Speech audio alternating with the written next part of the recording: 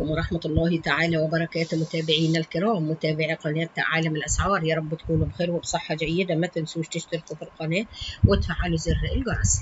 عاجل العيدية وصلت مبلغ مفاجئ قبل العيد بقرار من السيسي 1500 جنيه في الطريق لفئات مختلفة.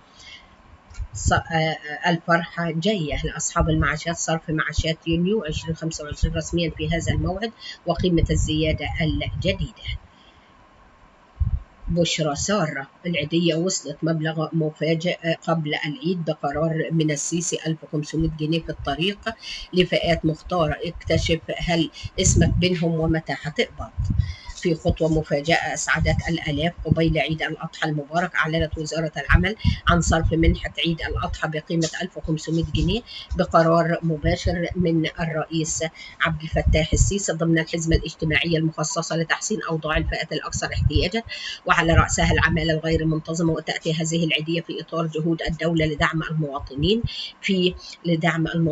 في المناسبات الدينية والاجتماعية.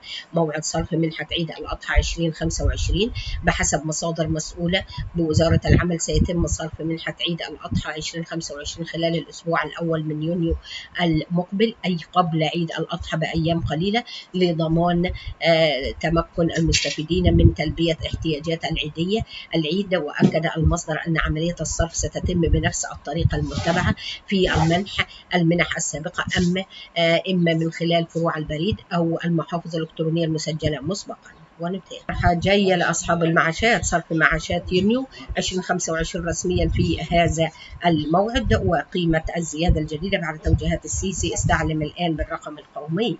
صرف معاشات يونيو 2025 زيادة المعاشات الجديدة ترقب كبير من بين أصحاب المعاشات في مصر مع اقتراب موعد صرف معاشات يونيو 2025. وسط أنباء رسمية مؤكدة عن زيادة المعاشات الجديدة استنادا إلى توجيهات الرئيس عبد الفتاح السيسي. وزارة التضامن الاجتماعي والهيئة القومية للتأمينات الاجتماعية كشفتا عن التفاصيل الكاملة لمواعيد الصرف وقيمة الزيادات وخطوة الاستعلام الإلكترونية بالرقم القومي. موعد صرف معاشات يونيو 2025 بحسب قانون التأمينات الاجتماعية والمعاشات رقم 148 لسنة 2019 يبدأ صرف معاشات يونيو 2025 رسميا يوم الأحد الموافق 1 يونيو، ويستمر الصرف تباعا على مدار الشهر من خلال جميع منافذ الهيئة القومية للتأمين الاجتماعي وماكينات الصرف الآلي ومكاتب البريد والبنوك. وتسري هذه المواعيد على جميع الفئات المستحقة للمعاش دون الحاجة لأي تعديلات أو تقديم طلبات جديدة ضمن خطة الدولة لتوفير السيولة والراحة للمواطنين. قبل ما ننهي الفيديو ما تنسوش تشتركوا في القناة وتفعلوا زر الجرس، والسلام عليكم ورحمة الله تعالى وبركاته.